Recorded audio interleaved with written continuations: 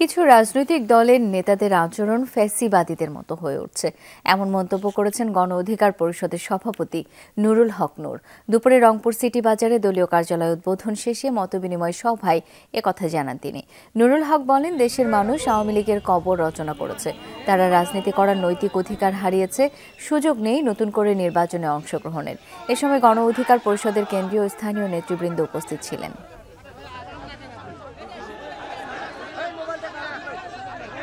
কিছু কিছু রাজনৈতিক দলের নেতাকর্মীদের আচরণ কিন্তু আওয়ামী ফ্যাসিবাদীদের মতোই হয়ে উঠছে।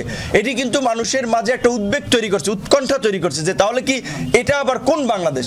যদি পূর্বের ব্যবস্থা সিস্টেম বলবৎ থাকে তাহলে এই বাংলাদেশ বিনির্মাণ বা দেখার জন্য কি আমরা জীবন দিয়েছি?